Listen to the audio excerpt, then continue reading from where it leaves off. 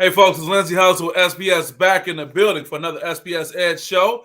Got my guy, the very capable Mr. Terry McCord Jr. holding me down as always.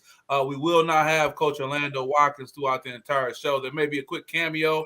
He's down in Detroit, as always, at Cody High School's athletic banquet, representing for Miss PSL, Aisha, young lady, Ayana, excuse me, one of the young ladies there. But we'll definitely get things going. But, Terry, as you and I talked offline, I would be remiss if I didn't mention, the tragedy that we're all witnessing. I mean, it just seemed like we were just talking a while ago about the tragedy in Buffalo. And here it is, some 10, 12 days later, we're talking about the tragedy in Texas, referring to Uvalde, Texas, and the tragedy that happened. And it's not that I'm not informed. I got a lot of pictures I could post, but I just couldn't even get to the point to put the pictures of those babies up because that really hits home for me because my daughter is of that age. And we came home and we watched it on the news, and I purposely wanted to watch it with her to try to get some engagement. And she said something that was really a little heartbreaking, man, as a father, because she says, Daddy, well, that's way in Texas, but I'm in Michigan. I'm okay, right? What do you say as a father, Terry? You try to tell your daughter, don't worry, things will be okay. And as a dad, and you'll realize that when that day comes for you, Terry, just like your dad and mom are already, you're a Superman and a Superwoman for your children. But, to say that, Daddy can't always be there, and it's just a bigger thing, man. So I'm just curious to know, what was your immediate thought when you heard of this tragedy in the wake of another tragedy that we probably all are still processing that took place in Buffalo, and now you have what just took place in Texas? What do you think? Yeah, I mean, it's very sad to hear. It broke my heart just how it happened. He kills his grandma and then proceeds to go. Did she die? Do we know if she died or he just shot her? I think I'm hearing that she died. She did. So Okay. it's sad to hear about that, and then to proceed and to kill kids. And so, just ultimately, I just think, for me, understanding my position, I think this should go for those out there. All we can really do is what we can do. We can only control what we can control, but a lot of that is raising awareness for senators, legislation change, thoughts and prayers. Like, I know a lot of the stuff of saying like, oh, thoughts and prayers don't mean anything. But at the end of the day, you got to understand, what can I actually do about gun control? Not really much. And so me giving my thoughts, showing awareness, posting on my social media, putting in that algorithm, I'm doing my part in this huge gun control struggle today. And so I think everyone has to realize they have a piece to play. They have a part to play in this solution, but it's not as big as we think, but it's very important though. And so I think it will get the attention of these lawmakers, and we have to really think about it. It all comes down to money. Politicians, we know, are getting money from the NRA, and they're able to like make some money off of them, supporting their campaign, supporting their salaries, different ways to really help make life a lot easier for them in their campaign and their ideology. So it's just really hard because you really start to get in some gray areas where it's like, look, is it really that controversial for you to think that, oh, I jeopardize my money, even though I make more than I probably should, than kids' lives and protecting others' lives? So it really getting in these gray areas. And like you said, a lot of this will have to start with conversations. And so although those conversations may not need to happen now because people are grieving, and we need to understand that there is a point of grieving time. Not everyone is going to want to give the best answer or have an answer to give at all during this time period. So I think there is a level of healing. And any death hurts. In the beginning of life, we weren't intended to die. So it's like, it is really hard to feel that right now, and really just processing feelings because, they're educators today. I saw a post today. It's like, we're expecting teachers to be superheroes, the best teacher, always be prepared mentally, and they get underpaid. And so I think that's another conversation we got to bring up. Man, teachers are fighting battles every day, and they're underappreciated. Like, there's so much that goes on because that's their kids too. They're no longer just, oh, these are just my students. That's their kids now. And so just having those different conversations of what we can do to protect students' lives, because if we don't do anything, this won't be the last one. We said the last one was Sandy Hook. Now it's years after, and we're still dealing with the same problem. Enough that there needs to be more attention brought into it, And I don't want this to be another thing with the media. We all we talk about it, and then we lose it. It's like there needs to be a continuous momentum in this to create some change and apply pressure, because they expect us to die out and move on. And as they can continue to collect their checks, we can't do that, especially not now, because more lives will be lost. Yeah, very well put, Terry. There's so many other storylines that go along with this that we can have a whole show just on this. And I just think out of respect, I'll just lastly say I saw a post. It seemed like it made sense. There wasn't a source to go along with it, but if we did the math, I think it referenced the $53 billion that went to Ukraine, if I was saying the number correctly. And then they said you can take that money and you can put 5 SWAT members at every school, paying them $80,000, and you'll still have like $5,000 left over. So the money can be there, but also the political part, man, is really proactive. It's really, after the fact. It's a reactionary remark. Now I'm back down in the legislature with the work I'm doing with the group Michigan's Children. Mm-hmm. Just yesterday in the legislature, the House Dems attempted to add a bill that was going to put something dealing with gun safety, and the Republicans quickly shot it down, and they sent it to a committee, which is known as a committee where things go diet. So it became very political. And to your point, Ted Cruz, the state U.S. senator out of Texas, he gets the most money from the NRA. He's getting like $300,000 from them, man. So, people are lining their pockets to benefit. And the last thing I'll say, man, about the conversation, we can talk about gun control, which is important. I think America had like 288 mass shootings compared to every other country had single digit, Terry. Single digit. So it's something about the culture here. And lastly, what is going on with the 18-year-old male in America? I can't just say white male, Hispanic, but what's going on with this young man? Even going back to Dylan Ruth, like what's going on that at this point, these young men seem so hopeless that can be their response. And lastly, I'll say about the conversations. Yeah, man, who knows what kind of conversation you having with someone else can help someone feel that their life isn't hopeless to do those things. So with that being said, man, all I can say is I'm grateful for great minds like you who have an attitude towards finding solutions, and also the things that I call myself worried about today, nothing to worry about, man, because I'm blessed to say that my daughter is safe, which is the most important thing to me. Talking to my guy, Terry McCord Jr., he's good to go.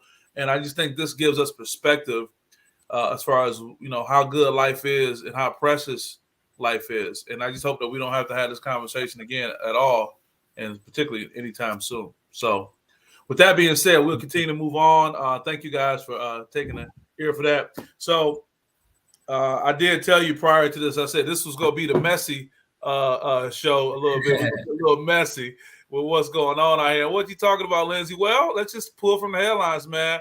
Bronny James goes to prom. Bronny goes to prom, man. I love Zuri's look right here. She's so cute. Bronny dated a young lady whose name we don't have. And let's be honest, man, whose ethnicity really can't be confirmed.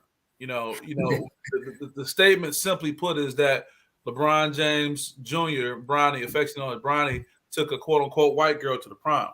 And, man, let's just talk about, the third real issue in America, man, which is and for a considerable amount of time always will be race. But let me just say this. The boy was fly, though. Check him out, though. You got to give it up to him. Hey, you doing it. It's fine. You know what I'm saying? If you didn't know, those are Mercedes-Benz emblems on that roasters he's in. I mean, he was killing it, no doubt. And even Mama Savannah James, who's a beautiful woman. I talked to Savannah briefly years ago. With all due respect to LeBron James, she's a beautiful young lady, Savannah James is, and she was really sweet for the brief encounter I had. But let's just talk about it, man. I mean, hey, I'll put it out there. Better yet, let me go to Tay-Tay's comment. Tay-Tay made a comment that can probably set us off with that. And she said, on Bronny James, I don't have a problem with him going to the prom and dating a white chick. You got to think about it. Bronny is not living in the hood or urban area, so he probably must be around rice. I'll push back on that a little bit. Because whether it's just the athletics, but Sierra Canyon got some diversity out there. And he's living, his dad they live in Brentwood, whatnot. Check it out. LeBron took a white girl to homecoming twice. All right, Terry McCord C is telling you what's up. You see how it ended up. But let's just put it out there, man. I put it out there. People have issue still to this day with interracial dating, and it could come from both sides or whatnot. And I think the reason why it's such a hot button issue or a messy issue is, Terry, that we look at the statue of LeBron James, and when we see his son, we know that, the kingdom is his. No pun intended. That's the king's son. The kingdom is his, and I just think that people feel a certain kind of way that that's his choice, that's his selection, and go from there. But why do you think it's such an issue with them talking about it? Because let's just talk about it. It's not like they can look at him and say it's a busted looking couple. It's not like they can try to clown him like, oh man, why is he wearing that? I mean, my man, I got to give it up. I mean, looks very GQ smooth, very debonair. The young lady, give her props. I mean, she had it going on too, so why do you think it's such an issue, or is it a non-issue that we making an issue? What you think? I think a little bit is jealousy and envy. And I think a little bit of that, with that and having that be LeBron. I mean, we got dudes who are jealous of LeBron. I mean, just jealous of his success, and you got haters out there hating on him about just about anything. So, I mean, I don't expect that to be any different from Bronny. So I think a lot of it too. This is interracial marriage has always been an issue in the U.S. I just don't think it's ever gonna go away. Interracial dating because they're not married. Dating, yeah, dating, marriage, all that. If you seen with a white girl as a black man, that people talking about you. So it's like, man, it's just one of those things where it's such a touchy topic, and it's just like, when are we gonna truly realize that diversity, man, includes us also dating someone or marrying someone of the opposite race? Like it happens. That's diversity too. And so I think, and he's in high school. I mean, we're acting like he proposed to her, which I wouldn't have a problem with it either if he proposed to a white girl. But at the same time, it's like he's just dating her. Like, why are we speculating and doing all these what if statements? And he's just taking her to homecoming. Like my dad said, LeBron took a white girl to homecoming. Who cares? It's a high school dance. Half the time, from my experience nowadays, today, people a lot of times don't pick a girl they necessarily are interested in to go to a dance with each other. I don't know if that's, I think that's like new in our generation now. Like, we just want to go and take pictures with somebody. Like, I know so many prom dates, man, that I know my friends of mine just took a girl to take pictures with her. That's it. They thought, she a fine girl. We could take nice pictures. She's the same height, whatever your criteria is for a nice picture. That's it. He got a little money. I know he gonna wear something fly. Just a picture. I don't know if Bronny's feeling that. I don't know if he actually likes her. Because my man said I'm gonna get that Moose Lane or that Bentley truck. And she's like, that's what I'm saying. It's way more levels to it for a high school and homecoming dance because they think about how my picture gonna be. Like, I think relationship is the last thing people are thinking about in a dance. So that's just me. That's just our generation now. Like, we care more about the picture than the relationship post dance. You know what? I appreciate that insight, from someone who's fresh off of prom not too long ago.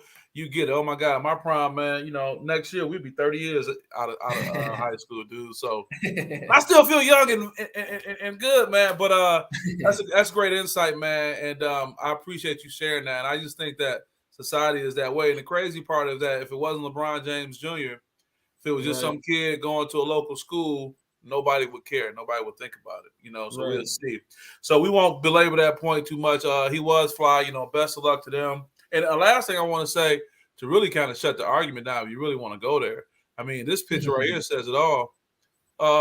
If mama okay with it, what we really tripping on? What I'm saying? And Zuri's so cute. She run the world. She's going to be the one you got to watch out for.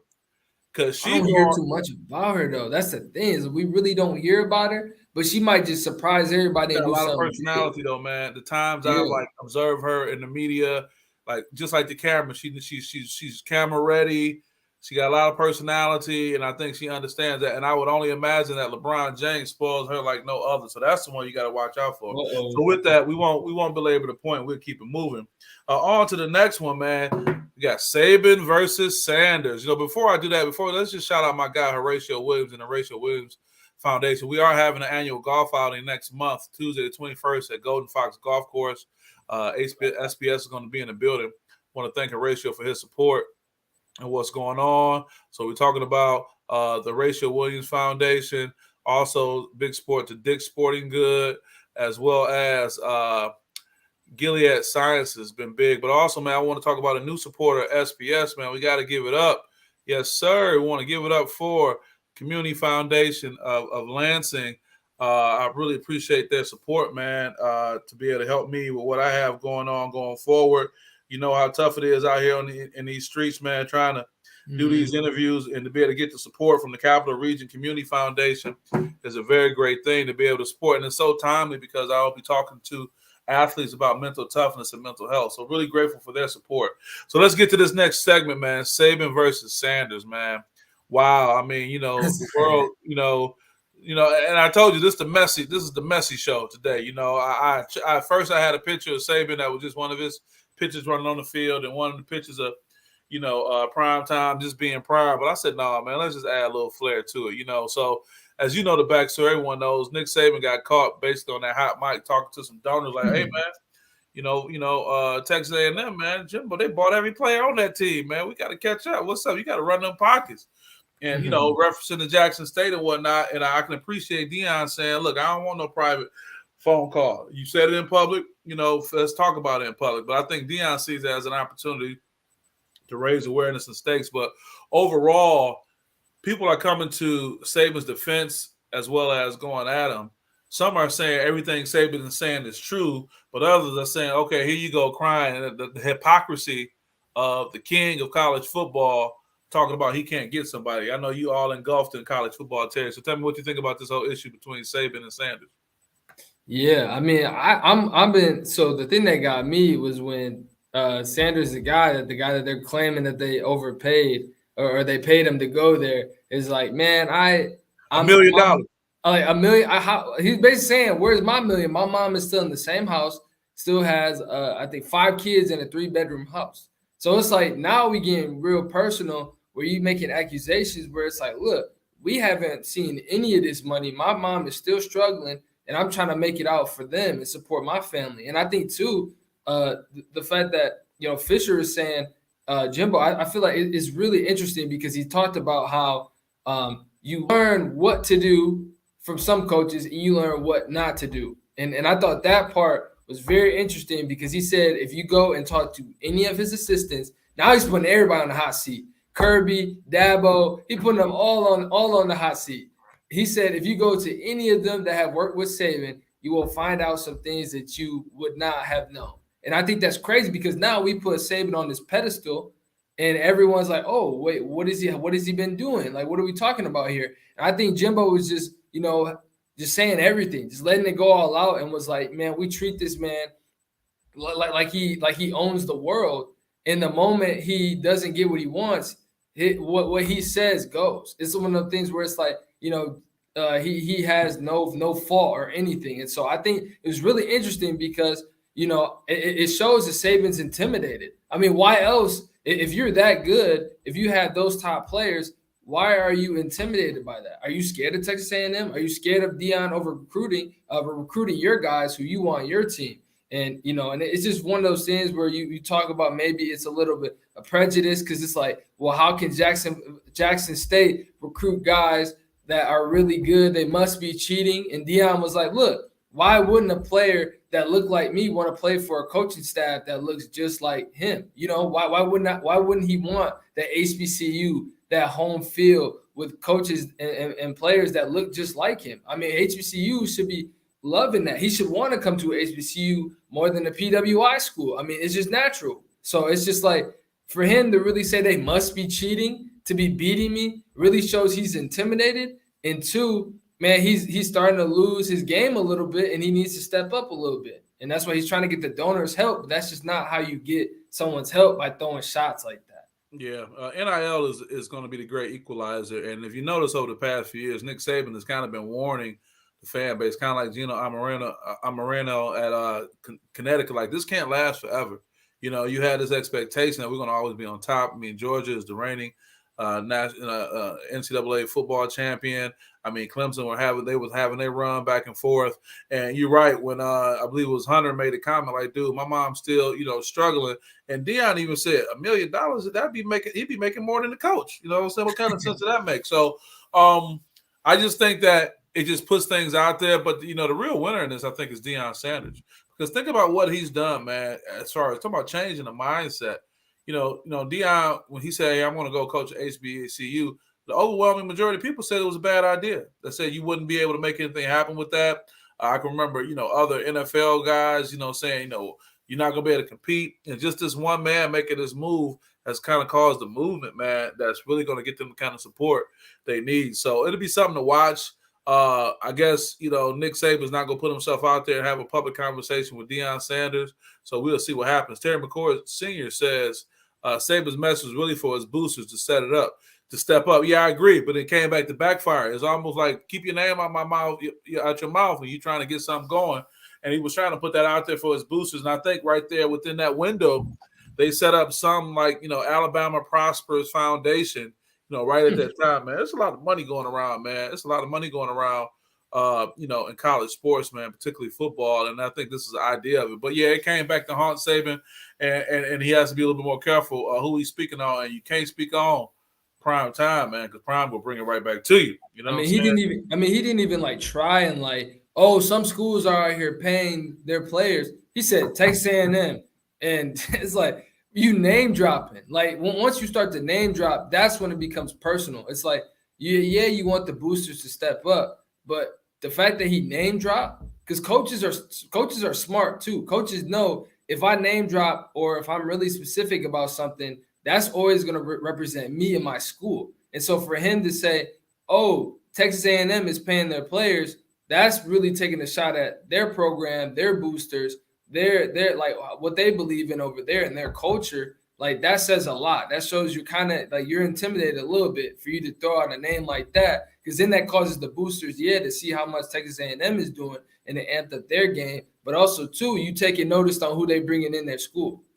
Well, also, man, to kind of switch it from their culture to our culture, low key, Saban's kind of like Lil Bro and Jimbo Fisher.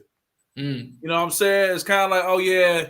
Because think about it, Jimbo came up on him. Jimbo like, man, look, you ain't going to be calling me little bro no more. You know what I'm saying? It's kind of like you getting older, and that would be you and I. We have a great relationship. But Terry, as you grow, I would never, for me personally, I'm never the type to be like, oh, that's my little bro. No, Terry, you a grown man. That's my guy. It's almost like you get to a point, man, where you got to respect the level that people's on. And he kind of little broing, Jimbo. And Jimbo was like, no, dog, I ain't little bro no more. I want to hear that, girl. You can't come at me with that. So we'll keep an eye on that. We'll watch and see, man. We'll keep moving through the show. So we'll talk a little bit of Major League Baseball. We don't talk about that much, man. But, again, that third rail of is coming to play. Let's talk about this. Tim Anderson, of the Boston White Sox had warned New York Yankee Josh Donaldson back in 2019. Said, dude, stop calling me Jackie. I done told you. Stop making that comment to me. And then it came out again with my man having to go there. So here's the thing, man. I had speaking of baseball, I had a, little league baseball coach, right? Wasn't the best coach. We didn't have the best record. I won't say we was the bad news bears of baseball, baby, but we wasn't really killing like that, Terry. But the man left me with a bit of advice that had nothing to do with sports. It was about life. And please don't take this the wrong way, anyone listening, but he had made reference to being in a relationship and said he don't condone being in an abusive relationship. He said, but if a man don't like syrup on his pancakes, don't put no syrup on his pancakes. Now here I expect this reference to this being, he told that man, hey, dog, told you 3 years ago, don't call me Jackie. Don't call me that. Because low-key, I know you saying it out of some negative stuff. You're trying to be smart. Don't call me that. And here you go again doing it. So at that point, man, when it comes down to men, and I have to be careful saying this, in wake of the tragedies we've seen, man, but just when somebody tell you this is how I'm rocking, Terry, I'll use you as an example. If you go, Lindsay, look, man, I don't really like that nickname you've been giving me, and I really don't want you saying it while we on the air, if you don't mind, and you kind of like, dude, and you got to say it over and over again. I'm asking for something. I'm asking for a problem. And here this thing is going on again, what he said. So what do you think about that? And it seems like Major League Baseball has kind of responded to it as well. Yeah. Well, I think Josh Donaldson, man, he's a guy that is always known to have a lip on him. Always. I mean, he's getting into fights all the time. When he was with the Twins, when he was with, the A's, he's What'd you say? He always got a lip. He always got a lip. He never seems to know how to like seal it up for a little bit and play. And so he's been known to do that. Tim Anderson, man, is probably right now one of the best shortstops in baseball right now. He's killing the game. I mean, he's like, the third best batting average in the American League right now. On base percentage at 90%, 7 stolen bases, 19 RBIs. Like, dude's killing it. I mean, he's a guy, but like always when you look at a story, you always want to make sure you get all the context. And so for me, I'm looking at why the name was called. So obviously, right, for someone and another person to have a nickname, there usually has to be some kind of relationship, right? There's always has to be some kind of like, oh, I mess with you. You can call me T-Time. You can call me TJ. You can call me different nicknames. You know what I'm saying? Because I like you. You know what I'm saying? Yeah. If you don't like Tim Anderson does not like Josh Donaldson. You don't have a nickname for someone you don't like unless there's some undertone or it's a smart aleck way. And so for him to say, don't call me that, and then you proceed to still do it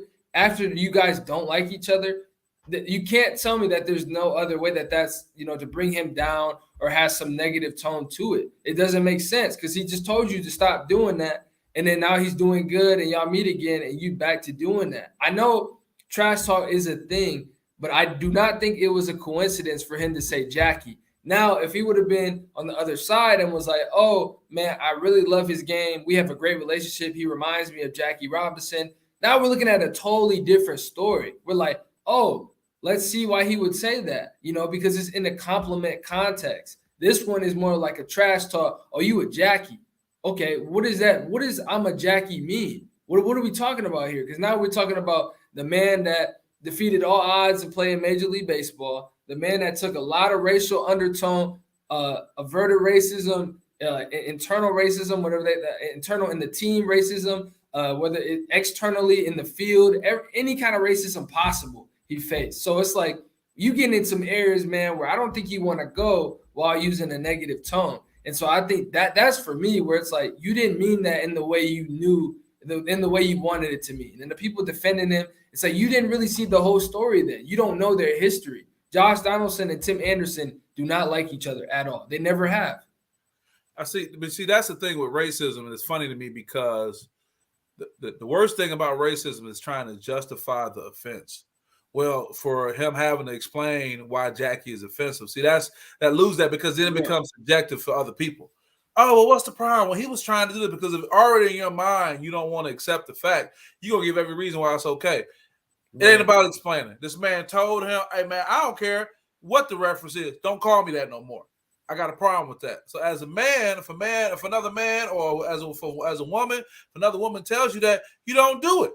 Right. We don't even got to get into the other part of it. And I appreciate Major League Baseball stance because they're like, we can't really be having this. And my man, go end up with a fat lip that you want to keep talking like that. But, when I saw that, I thought that was noteworthy. And let's be honest, it's also disparaging too because you're trying to be slick, low-key sneak this and trying to use, the great Jackie Robinson as a way to justify your racial offense and your racial tone, and people not having it. And I'm glad that he got called out. Look who we got in the building today. We got Aaron Mays checking in. What is our guy, brother from another Aaron Mays? How you doing, good brother? We out here rocking. And one more thing too, I think too, even for Jackie, right? I'm sure that's not the first time he's been called that. I know for a fact. I can't say I know for a fact because I don't know. I have a great prediction that it's not the first time he's been called that. He's from Alabama, so I'm sure he had to overcome some odds down there. But I'm sure that's not the first time. And it's always a default for players to compare someone else to their race. It's like, dude, I want to be bigger than I want to be. Like I honor and respect Jackie, but I'm Tim Anderson. I don't want to be Jackie. I want to be Tim. I want to be my best self. And so I think it's not the first time probably he's been called Jackie, and he didn't like it then. And why should he accept it now that he's big time and good? No, he's still Tim. He's not Jackie. Yeah. Aaron Mays says Josh Donaldson was on some slick stuff. I agree. He said Donaldson knew what he was doing. I mean, yeah, man. See, I just like the fact that we don't have to sit here and justify the egregious,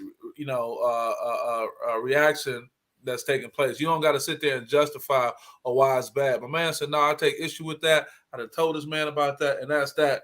And we just go from there. So we're not going to get into all that.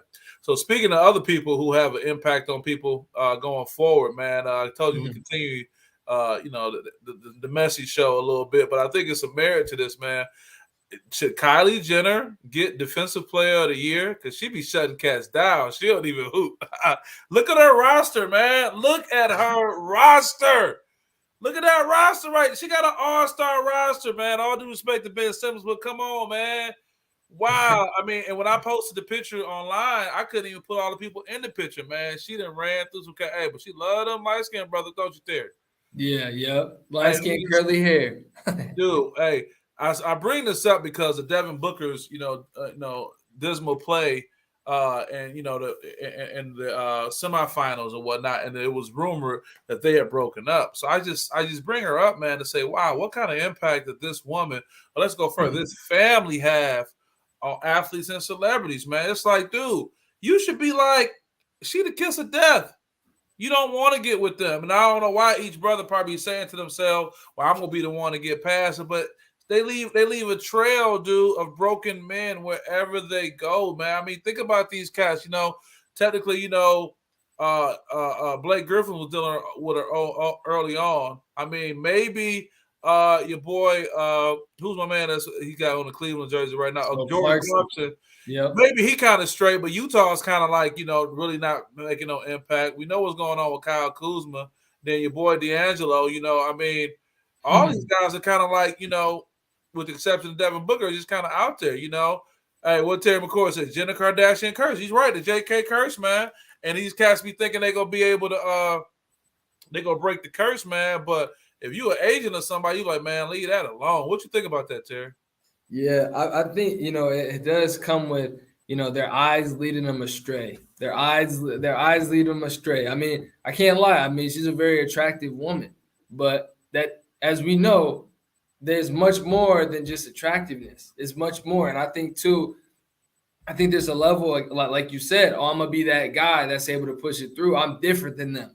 But it's like, if she leads, like her history, her back history is not good. It's like she's already been with an NBA star. Why do you think you're gonna be the NBA star that changes all that? It's like it's not gonna be you. Sorry, but I think too it's just I think it's a level of that they get much more involved in your career than most girlfriends do because they have their own platform as well. And I'm not saying that a woman and a man can't have the same platform at the same time, but a lot of times, their specific platform has to do with a lot of drama and a lot of rumors and a lot of different stuff that can affect your game. That's the problem. It's not the fact that she has her own stuff, her own media, all that. That's cool. But the moment where it gets drama, Devin Booker was doing this, or D'Angelo was doing that, or Ben Simmons and Ben's game is ruined, that's when it becomes a problem because then you already had that emotional attachment with her. And now that's gone, and now there's rumors, and now you're in a whole nother world and a rabbit trail that you don't want to be in. And so I think just their personalities are really hard when you need to be locked in a basketball career, especially a career that they're pursuing and they're in right now, trying to be an NBA star, trying to be a Hall of Famer. Like that, those personalities don't match up well. I mean, I'm thinking of already Lamar Odom. It's like, man, Lamar Odom, when he's dating the Kardashian, man, the dude's career just all hell broke loose. It's just like, it's one of those things, man, where it's like once you start messing in those areas, it doesn't benefit your career at all. I mean, you see a ton of great players now and who their wife is.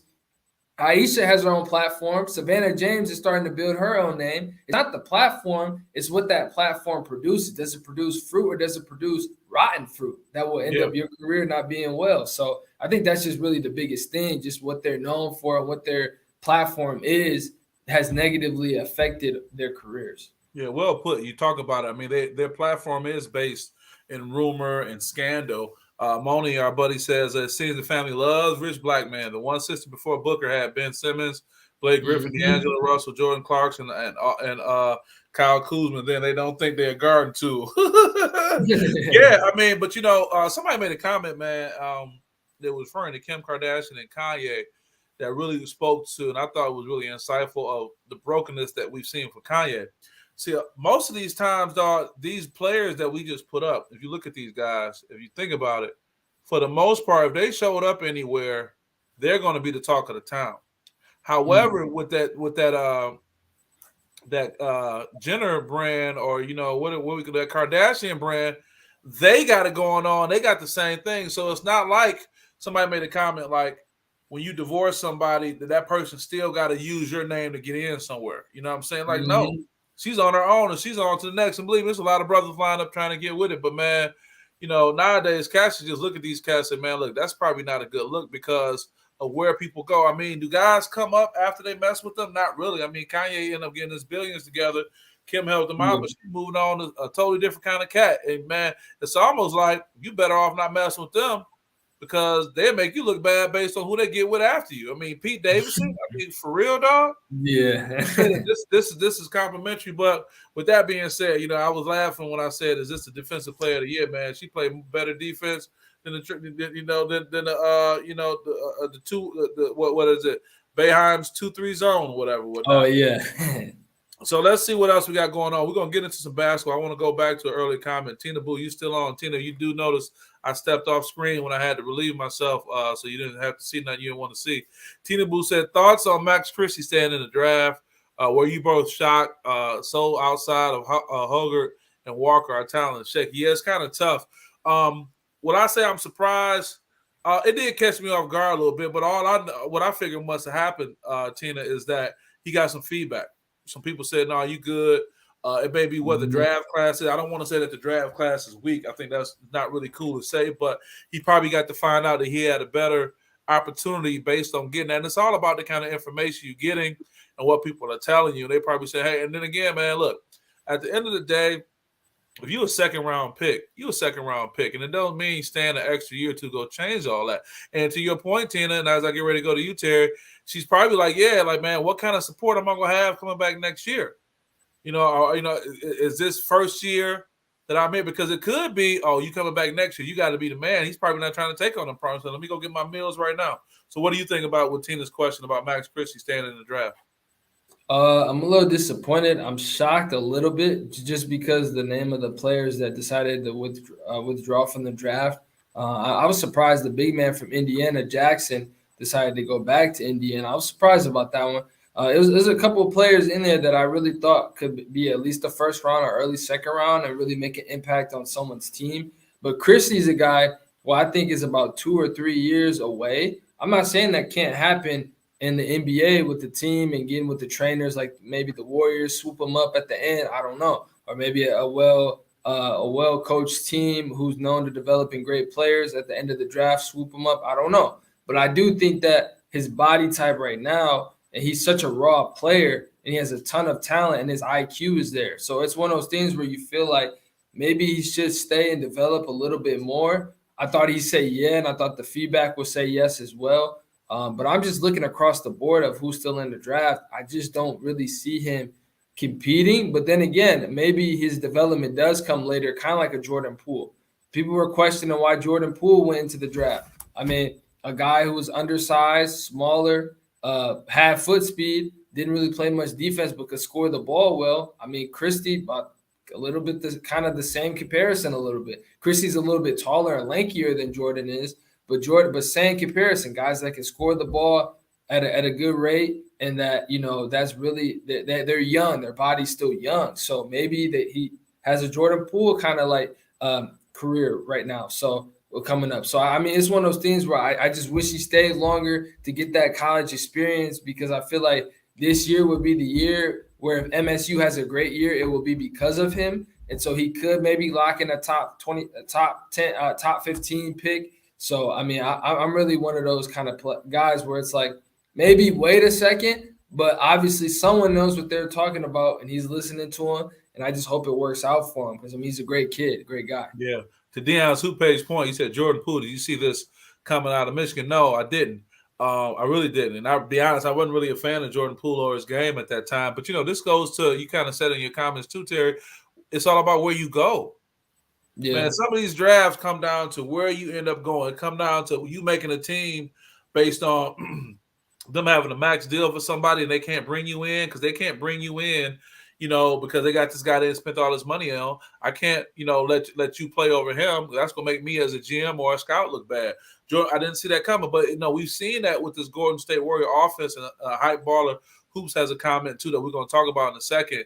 I want to touch on a little bit of WNBA stuff real quick, but the Warriors seem to be that team, man. That people, it's a plug and play team. The right kind of people get the right kind of fit for that. We saw it with Draymond Green, and we're seeing it now. So let me go to Hype Baller Hoops. He said, "Hey, man, you got to talk about Skylar Diggins and Diana Spat, and also Moni was like, Lindsay, you got to play the 30-second clip of Skylar Diggins Smith snapping on Diana Taurasi, and what both y'all thoughts on that. Did you see that happen? Did you see it, Terry?" I saw it, and I wasn't surprised because when Sky Dig went to the Mercury, people were like, are they all Griner, Taurasi, and Sky Dig going to be on the same team together? I mean, they're all very expressive players. So sometimes it got to happen, man. They were struggling, and you got to let some words fly and let people know how you feel. And then also, too, egos, man. I mean, women got egos just like men. And you got Taurasi, who's like the GOAT out here. Skyler's like, hey, I'm out here, too. And that's probably something that would normally have been behind closed doors that happened to be caught on television. So I'll try to get that, have that queued up for next week just so we can go back. But, probably the best one I got still is that Anthony Hardaway going off on people, whatever, whatnot. So we're going to see. Let's stay with that. Let's get to the finals, talking about Western Conference and the Eastern Conference, man. And I just went there, man. I just put this out here, man. I just said, listen, is this true? Is this what we go see, man? We go see the Dubs and the Celtics for the finals, man. I mean, it looks like we're going at it. That game last night, what it really shows that Miami just really don't have it. The big conversation that they need another star player. It's not fair to expect Bam Adebayo to be the number 2 when he's really like a number 3 type guy, if you will. So we're gonna really see, but I'm just curious. I want to go to Hoop Ballers Hype Baller Hoops comment about that, and we can talk about that as we stay on this for a second. He says, I know the Warriors have to finish the deal, but are you shocked the Warriors have basically got back to the mountaintop so fast? Usually after a dynasty is over for good, these boys somehow keep it alive. Or could it be because Clay missed 2 years and Curry won is the only reason they didn't get back to the finals last year? Hey, that's a great question. And my response to that it was a perfect storm for them. You got to think about it, man. And another reason to give more credit to LeBron James. When you play in the finals year after year after year, that's extending your basketball career and your basketball mileage, if you will. A lot of people, when they go home and get rest and chill, they're getting rest. So the Warriors got a break. And then you got to give props to Andrew Wiggins, man. Andrew Wiggins has come on board, man, and made a hell of an impact. Clay got to get some rest and be able to come on and do some other things too. But with that being said, hold on for a second. Mama, I'm doing the show. You know I'm doing the show right now. She stayed by. I had to put her out there like that. Love my mama. But no, man, I think it was a perfect storm that worked out. These guys got rest. They got new talent, and they got a system that works, man. Because let me tell you something. The way they move that ball, man, that's why they're going to win another championship. You can't, and shout out to the Celtics, and I hear that defensive hell of a. But I shout out to my boy Donez Richardson, my homeboy since high school, college, whatever. He's probably the biggest Warrior fan in the country. I got to give him props, man. The way they move that ball, the team they have, the culture they have, everybody's locked in. And the last thing I'll say before I go to you, Terry, and yeah, this is a shot at Kevin Durant. That beef that we talked about, that Skylar Diggins, Diana Taurasi little spat we saw, and that Draymond Green, Kevin Durant little beef, you don't have those elements going on right now. Mm-hmm. Everybody is bought into the culture, man. And here's an example of where the team is actually the most important thing, man. And everyone is bought into that culture, which is, I think, why, short of any kind of injury, these guys will be back. But what do you think about Hype Baller Hoops comment? I think, too, the Warriors realized they had to build their team differently. When you lose KD and when you had those tough years with Clay being out for 2 years and Curry being out for a majority of the years and having some tough growing pains, they realized, man, we have to build our bench to have that contribution that they're used to having over the years before KD. Because we got to remember, to get KD on that team, they lost a lot of their depth on their team. So it wasn't the same Warriors coming off the bench, giving you some solid minutes while Curry and them come up. The interesting part for me is that Jordan Poole, I mean, he's a solid contributor.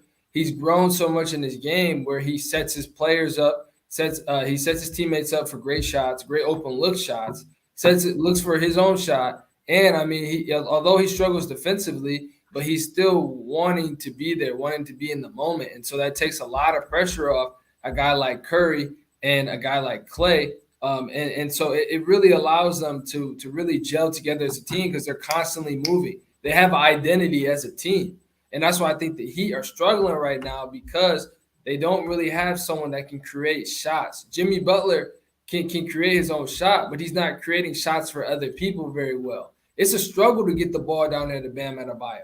And the Celtics are starting to learn that, which is why Ime such a great coach, is because he understands that Tatum and Brown over the course of the years have just been give me the ball, put them in isolations, and let them score. That doesn't work once you get to this high level of basketball. You need contributions from everyone, going out and getting Derek White, Grant Williams stepping up and playing well, Payton Pritchard coming in off the bench to shoot really well. Like those solid contributions everywhere, creating opportunities for others is so important. And so I think, for Luka Doncic doing the same way, that Mavericks team is a great team, but they wouldn't be as good if Luka wasn't creating the way he does. Luka is balling out of his mind right now. Even though that last game he didn't play the best efficiently, but I mean, the dude is creating so many open shots for his teammates to shoot. And so I think right now the Heat are struggling with that offensively, but also I think what makes the Warriors so great is that you have to play 48 minutes of basketball like that.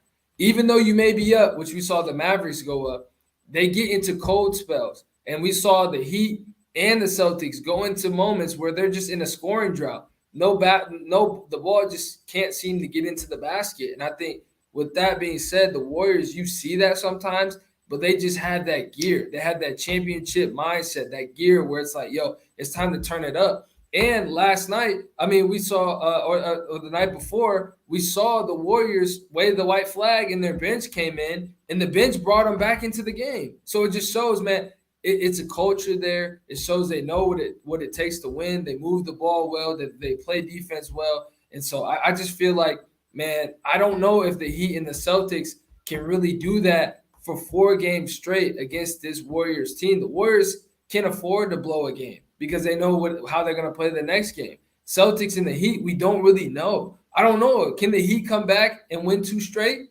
I don't know. I mean, it's one of those things where, like, it's never for sure in that series, which makes it so fun as fans. But as we're watching the game, I mean, I think a clear pick right here is the Warriors to win the finals. Yeah, I think we've been spoiled, too. We got this expectation that teams are normally going to dominate a series and that be it. But I think the Celtics have a comeback rate that every time they lose a game, they come back and win the next one. They do. They're undefeated. Yep. Yeah, and they go down like that. Shout out to Latasha. She's screaming, Celtics, you know what she's rooting for, saying, hey, y'all. And this is my mom saying, hey, I'm driving and listening. Yeah. No, you make a good point, man, about what's going on with these guys over at the Warriors. Highballer Hoop says, I know the Warriors have to finish. Oh, yeah, we already talked about that. But it was someone else that made a comment. I want to make sure I got that. They were talking about the Warriors. But no, the Warriors, man, that deal, and we don't want to, plan a parade before it happens yet, but it just really seems that that's going to be the way it's going to go. My brother Kevin Marshall says, what up? What up, Coach? He says, Warriors win again. Yeah, man, I think that's something to see. We're going to keep moving right now. Shout out to Pooh. She says Zion Williams has been cleared to play ball finally. I know Jasper Bibbs from Lansing is his personal trainer. I know that Jasper went over to LSU. I did not know he was his personal trainer. Yeah, Jasper, I remember meeting that brother right when he was getting ready to transition. I met him several years ago, and he was really committed. So he is really becoming a premier dude in the NBA as it comes to working with these athletes. So for him to have Zion, I mean they gotta call you up for that one. So he's gonna be that deal. So I'm happy for him. He's a really good brother. You know Jasper Bibbs? I don't. Terry? I don't, but I'm sure a couple of guys I bump into and know him really well. I gotta do some diving on him. Yeah, no, really good brother from the area. Staying with that, is Dion Hoops page says, is Jason Tatum to y'all a star or a superstar? That's a really tough question, man. Superstar. I think he's a superstar. I got him as a superstar. He's an underrated superstar. I think he's a superstar, but what makes him get covered up and look like an all-star is because he has such a good co-star with Jaylen Brown. Jaylen Brown, to me, is a really great all-star. I don't think Jaylen Brown is a superstar just because his inconsistencies sometimes kind of hold him back from there. But I feel like Tatum, what makes Tatum sometimes get so hidden is because Jaylen Brown is so good and has so many good moments. But I feel like, man, I just really think Jason Tatum has hit a gear right now. And if the Celtics win, they need JT to be able to play at the level we saw in Game 4 like that every single game. I mean, he's going to have to get in that LeBron mode. I mean, LeBron and Kyrie were going off when they beat the Warriors. I mean, even LeBron that one year when they got they lost, to the Warriors, we dropped 51 in Game 1. It's just like they need that gear, and so this is what will help bring JT's legacy over the hump of getting that ring. And honestly, if he gets the ring now, I think he gets the ring earlier than I expected him to, which makes it all but better for the years to come, because it's going to be like a Giannis where he gets over that hump and now he knows what it takes, what makes the East a lot more competitive. Yeah, Latasha, I want to say you biased to the Celtics, so of course you're going to say he's a superstar. I know you love JT's a super. But here's what I'll say. I would agree with you in being a superstar, and I'll use this very simple equation. If you take him out of it, will the Celtics be where they are? No, they will not. A lot of those other players, you can take them out of and plug somebody else in. For the most part, they'll still be there. Hell, if that's the case, no slight to Steph and no slight to Clay, I'll be willing to argue that Andrew Wiggins is a superstar in the sense that, the impact they can have on what's going on if you take it. We know the Luka Doncic, we know the Jimmy Butlers and all these type of things, but it's just something to see. I want to take a quick break and go and give some love again to our sponsors that's been showing us much love. Shout out again to Horatio Williams and the Horatio Williams Foundation. Shout out to my guy H. Dick Sporting's good as well. Again, Community Foundation of Lansing and their support of SPS. And, of course, you got the Horatio Williams golf outing coming up on Tuesday, June 21st. You want to register for that and be a part of it. It's always going to be a good time. I got another comment, too. We're going to get to a little bit WNBA in 1 second. So one other thing I want to get on before we moved on, Terry, give me 1 second, is make sure we got that. We got a lot of great things. Want to talk about a little bit of football before we wrap up with some WNBA stuff. There's been a lot of talk about these OTLs, these OTAs, yeah.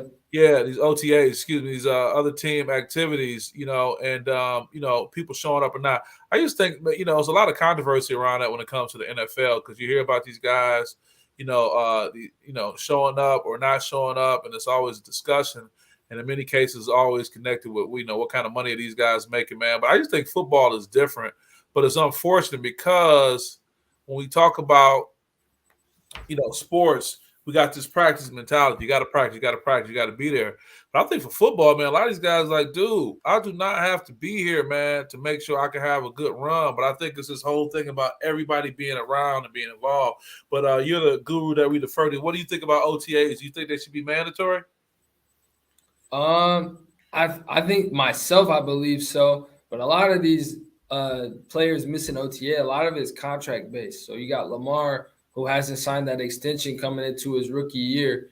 I believe that he, is really holding out, and money is a huge factor why he's not there. He's a guy that I believe should be there because their passing game is what I believe is what's holding them back from being a very dominant team. You lose Hollywood Brown, and now you're left with some players that you're trying to rebuild that chemistry with.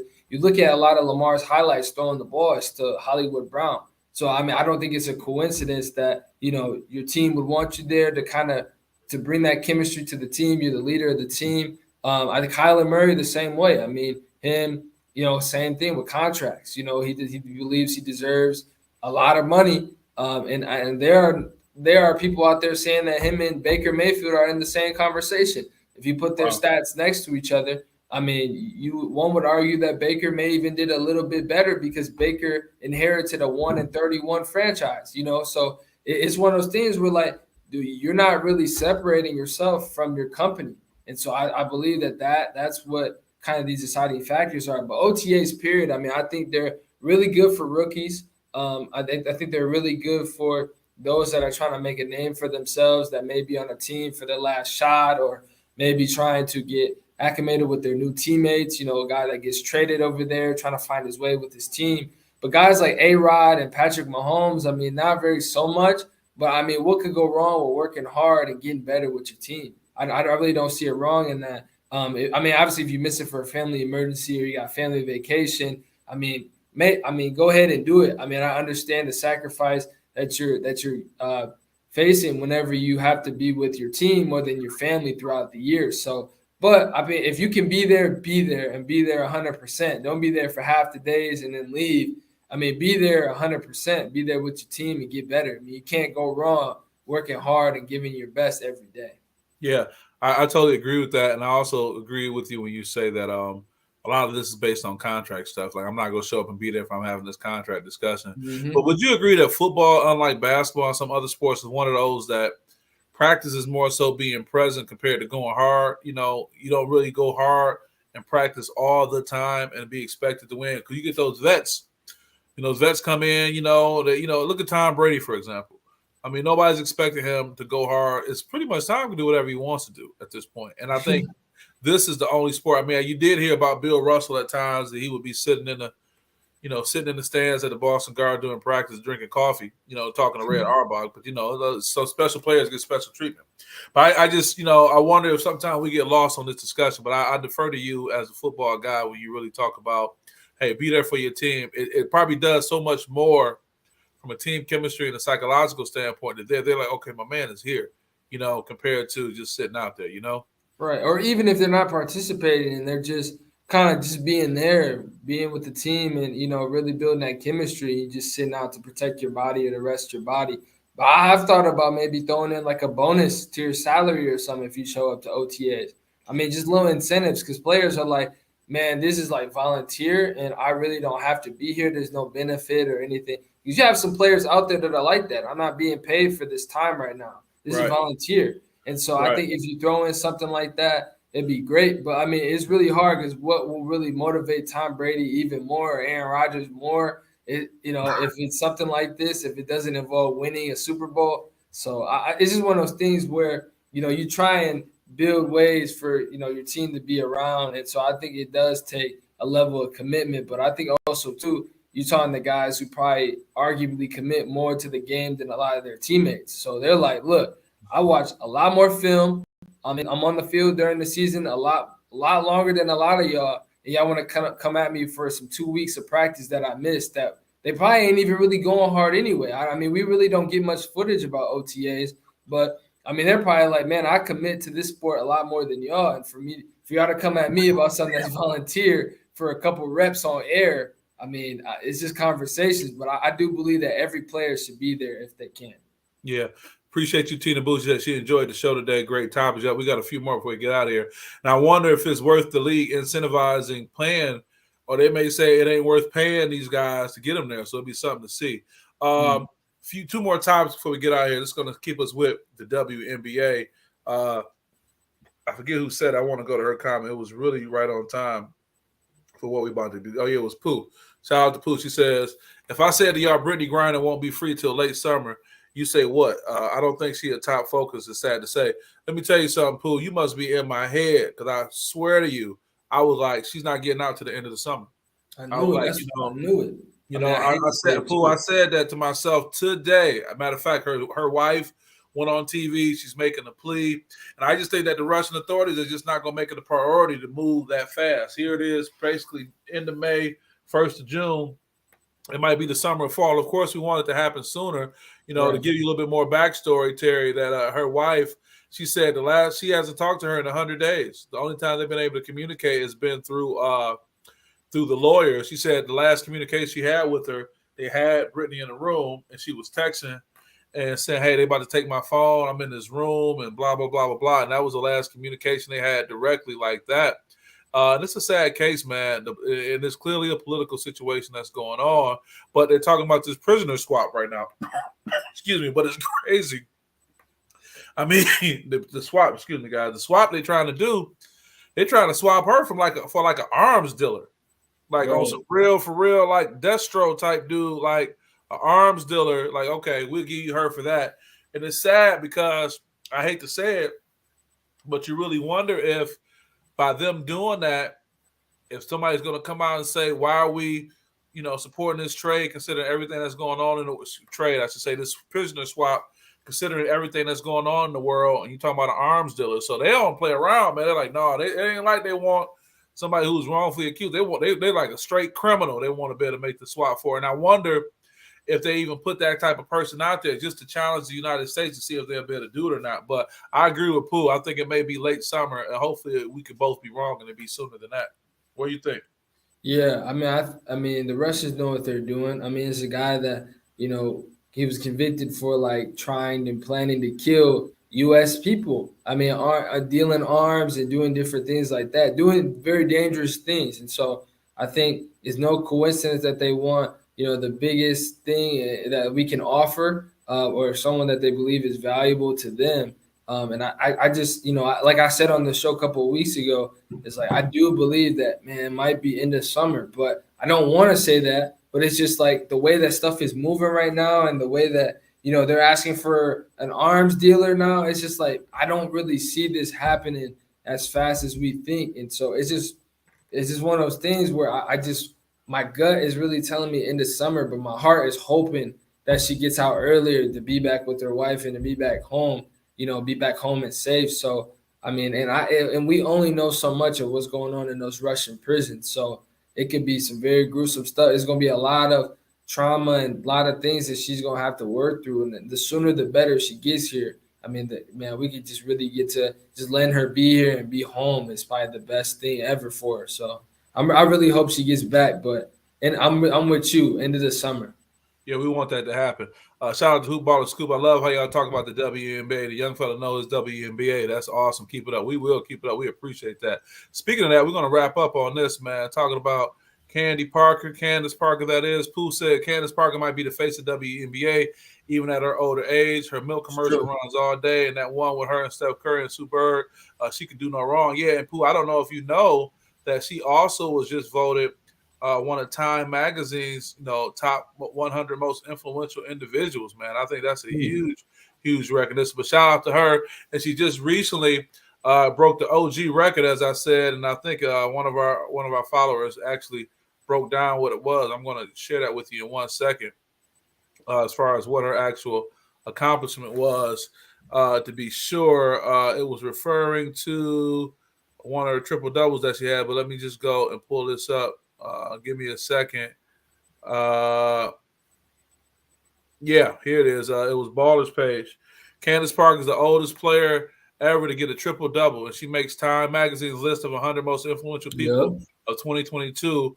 And all you see her in all her commercials this world right now. Yeah, she can do no wrong. She probably can fly to Russia and bring Brittany Griner home right now. And I'm grateful for her being able to have that, and she's leveraging it, and she really set herself up really nice by having the time on NBA TV with everybody and kind of just making herself just as impactful as one of the guys. So the question becomes, how does Candice Parker leverage this notoriety that she has? And like you said, she can do no wrong at this point. What do you think about that, Terry? Yeah, I mean, just seeing them celebrate their ring ceremony was really dope. I mean, that's a nice looking ring, championship ring. It was a really cool moment for her to be in her hometown and win that. I mean, she's doing a lot of stuff off the court, but her team is still doing really well. I mean, they're 4-2 right now. They're building. They're coming off a championship year. And I was about to say, Becky Hammond is, 7-1. That was my next thing. It just shows the game's growing. And a lot of the big name people that got a lot of headlines, with Becky's contract, Candice winning and being on TV more. We're really starting to see the game grow, and they're starting to do well. They're not just off the court growing.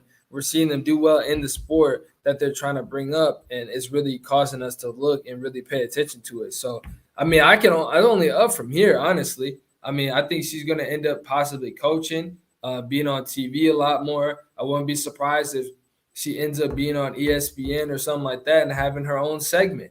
Candice WNBA segment, Parker, like something like that. I'm trying to think of a name on the fly, but I can't. No, you're good. I wouldn't be surprised if she has something like that. We see that with like the hockey. They have the same guy for hockey, the same guy for baseball. Why not? Maybe when her playing days are done, she's able to have that kind of leeway and be able to keep leveraging the game and her platform of what she worked so hard to grow. Yeah, she's great for the sport. Shout out to Aaron May. So Hammond's had a ready-made squad too. Yeah, she had a Steve Kerr going on. She stepped right into it. Yeah, that's probably where when she landed where she landed. Because she was gonna job wherever she probably wanted, particularly in the WNBA. So wherever she landed, that was it. Somebody had posed a question earlier I want to go back to, talking about promoting the WNBA. Just give me a second. I want to find it. I thought it was a great question. But it's going to be the Candice Parkers of the world. And unfortunately, but the positive outcome is the Brittany Griner situation. I mean, that's making headlines. That's making people discuss the fact that, hey, what do we do to get some more money? Because Brittany was making $1 million over in Russia. So, what do we do to be able to keep people like her home so they don't have to go there? Because what's going to happen is, hopefully she'll be coming home soon, is that she ain't going back. You better believe that. No. And how many other players are going to say they don't want to go back overseas for fear of this, especially with these European countries. Rarely do I lose a comment. I don't know what's going on, but there was a comment that was made about what it would take to get, more success for them. And unfortunately, for whatever reason, I may have deleted or moved it, but I appreciate that comment. But I just think the reality is that Candice Parker is being an excellent ambassador for the game and for everything that's going on. And she's just doing it in a way where she's going to continue to get support. So with that, guys, we've surpassed the hour mark. We appreciate everybody and the comments that they've made. I know there was one comment about Kyrie Irving. I want to go back and snatch that real quick. They was talking about Kyrie Irving not being dealt. Oh, it was Deion Hoops page said, hey, Nets are quote-unquote unwilling to give Kyrie Irving an extension. Thoughts? Hey, yeah. He got a year to prove what's up, man. This year he going to have to prove he really want to play. I mean, that he can really fit in this system. I mean, this is the year to prove it. I mean, dude, you think about the last time Kyrie Irving had a major impact, he was with Cleveland. Let's be honest. That's true. And how long ago was that? And and then there was a picture that I saw that I thought about putting up for the show. It was Kyrie in the Lakers jersey with LeBron, and it was Russell in the Brooklyn jersey with Kevin. I mean, it's almost like you got to go back to that. What would those things look like? We'll have to wait and see. So with that, man, we couldn't get our guy Orlando in. He's over at the banquet for the Cody Commons down in Detroit. But we appreciate everyone tuning in. We appreciate the support you guys are having. Terry, you got any last comments you want to make before we get up out of here? No, I guess I do have one, but it's really been, I know a lot of us are grieving about the situation, but also, man, just be present in the moment and, really don't take stuff for granted. I think that's the biggest thing. It's so easy to just say that and be like, oh, we already know. But, man, we truly don't know our last time on this earth. And I think just having that sobering, view of what's been going on right now really shows, man, check on your people, check on your family, check on your friends. You never know. And I think I know this may be an unpopular opinion, but, man, that 18-year-old kid, like you hinted towards earlier, had a lot of mental stuff going on. And I think that stuff can be, at least we can do what we can by just being there for a friend right next to us. I'm sure he had people in his community that probably are hurting right now because they didn't know that their guy was feeling that way and wanted to do something this horrible, And so just to show, man, kudos to you and what you're doing with these athletes just really shows, man. And athletes is a great vocal point because a lot of times their mental health isn't really taken seriously. But everyone, man, just really take account of your mental health and, your self-care, self-time, all that is so important because you never know, man. Everyone may feel like they have nothing left to give, but that's why you want to be proactive instead of reactive.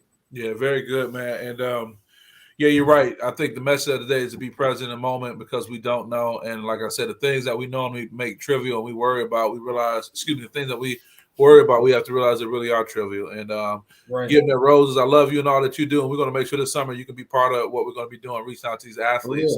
And enjoy the sports. Enjoy this. This stuff is here. It can be an escape mindset. Going and it can be taken away, as we saw, with the pandemic. It can be taken away also, too. Right. Enjoy what we got.